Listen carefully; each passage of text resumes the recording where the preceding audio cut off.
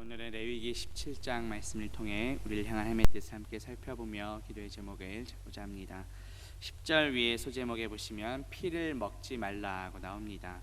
피는 생명을 의미합니다. 오늘 말씀을 통해 생명 되시는 예수 그리스도를 만나는 저와 성도님들 되시기를 주님의 이름으로 축복합니다. 10절 말씀 보시면 이스라엘 집 사람이나 그들 중에 거류하는 거류민 중에 무슨 피든지 먹는 자가 있으면 내가 그 피를 먹는 그 사람에게는 내 얼굴을 대하여 그를 백성 중에서 끊으리니 라고 말씀합니다. 10절부터 14절까지 단락에서 이 피를 먹지 말라는 명령만 총 5번 반복됩니다.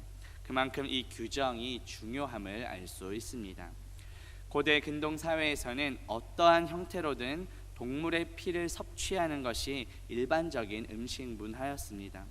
그런데 어떤 형태로든, 즉 마시든지 또 고기에 섞인 것을 먹든지 피를 먹게 되면 백성 중에서 끊으시겠다고 말씀하십니다. 내 얼굴을 대하여라는 말은 내 얼굴을 그 사람에게 두리라는 뜻입니다. 하나님께서 피를 먹는 자에게 두려운 심판자의 모습으로 나타나시겠다는 의미입니다. 그 이유가 무엇일까요? 피는 생명이기 때문입니다. 모든 육체의 생명이 피에 있기 때문입니다. 본문 11절 보시면 육체의 생명은 피에 있음이라 내가 이 피를 너희에게 주어 제단에 뿌려 너희의 생명을 위하여 속죄하게 하였나니 생명이 피에 있으므로 피가 죄를 속하느니라고 말씀합니다. 피를 먹는 것은 곧 살인과도 같은 죄악입니다. 모든 생명을 주관하시는, 생사를 주관하시는 하나님의 권위를 업신여기는 행위였습니다. 본문에 나오는 생명은 사람이 죽음을 맞이하기 전에 가지는 이 땅에서의 삶을 가리킵니다. 이 땅 위에서 생명을 가지고 사는 동안 가지는 한 인격체, 전인격적인 모습입니다.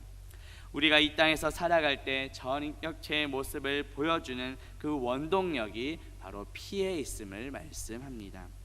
창세기 9장 4절에 보면 그러나 고기를 그 생명되는 피째 먹지 말 것이니라고 말씀합니다. 하나님께서는 홍수 후 노아가 방주에서 나왔을 때 모든 살아있는 동물을 먹을 것으로 허락하셨습니다. 그러나 피째 먹지는 말라고 명령하셨습니다. 이것을 어기게 되면 반드시 그 피를 먹은 자에게서 내가 생명을 찾겠다고 말씀하셨습니다.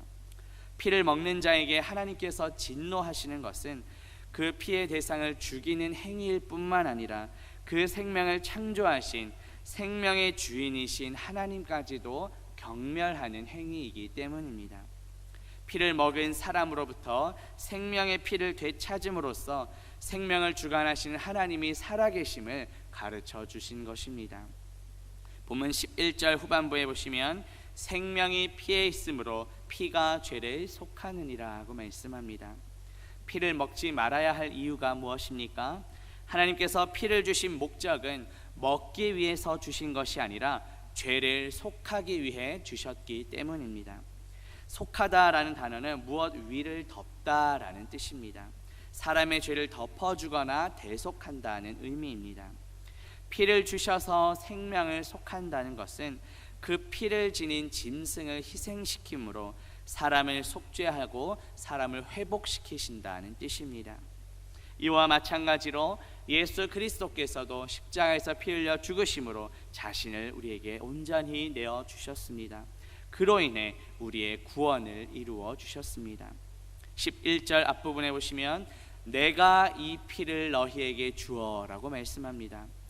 겉으로 드러나는 이 속죄의 예식은 제사장이 주관하지만 진정한 속죄는 하나님 자신이 직접 주관하심을 드러냅니다. 내가 이 피를 너희에게 주어. 예수 그리스도께서 십자가에서 피를 흘리신 것은 우리의 죄 때문입니다. 그러나 예수 그리스도를 우리에게 보내주시고 십자가에서 피를 흘리게 하신 분이 바로 하나님이심을 말씀합니다. 하나님께서 우리를 사랑하셔서 독생자 예수 그리스도를 우리에게 보내주셨습니다. 예수 그리스도의 십자가 은혜로 하나님과 원수였던 우리가 하나님과 다시 화목하게 되었습니다. 신약성경 로마서 5장 10절에 보면 곧 우리가 원수 되었을 때에 그의 아들의 죽으심으로 말미암아 하나님과 화목하게 되었은즉 화목하게 된 자로서는 더욱 그의 살아나심으로 말미암아 구원을 받을 것이니라고 말씀합니다. 예수 그리스도의 은혜를 기억하며 날마다 예수 그리스도의 십자가 보혈을 의지하며 살아가는 저와 성도님들 되시기를 주님의 이름으로 축복합니다. 11절 중반에 보시면 피를 제단에 뿌리라고 말씀합니다. 그런데 원문에 보면 뿌리라는 표현은 없고 단지 그 단 위에라고 되어 있습니다. 그 뿌리는 행위보다는 그 장소를 더 강조합니다. 하나님께서 피를 단 위에 주셨다는 의미입니다. 이것은 무엇을 의미할까요? 동물의 피 자체가 속죄의 능력이 있는 것이 아니라 단 위에 들여진 피만이 속죄의 효력이 있음을 강조합니다. 그래서 단 위에가 특별히 강조된 것입니다. 하나님께 드려지지 않은 피는 속죄와는 무관합니다. 예수 그리스도께서 십자가에서 흘리신 그 피가 우리를 구원했습니다. 날마다 예수 그리스도의 그 십자가 보혈을 의지하며 그 피로 인해 풍성한 생명을 누리는 저와 성도님들 되시기를 주님의 이름으로 축복합니다. 히브리서 기자는 오늘 본문 말씀을 인용하여 다음과 같이 말씀합니다. 신약성경 히브리서 9장 22절에 보면 율법을 따라 거의 모든 물건이 피로써 정결하게 되나니 피 흘림이 없은즉 사함이 없느니라고 말씀합니다. 거의 모든 물건이 피로써 정결하게 된다고 말했습니다. 이것은 전부 그렇다는 것은 아니라는 뜻입니다. 피가 없어도 정결하게 되는 예외가 있다는 것입니다. 레위기 5장에 나오는 곡물 제사일 경우 소제를 통해서도 가루를 통해서도 속죄가 이루어졌습니다. 그러나 사실 피가 없는 소제라 할지라도 그 소제 단독으로 드려지지는 않았습니다. 번제나 화목제를 드릴 때 함께 불살라 드려졌습니다.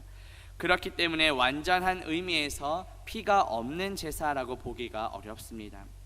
히브리서 기자는 피 흘림이 없은즉 죄사함이 없다고 말씀합니다.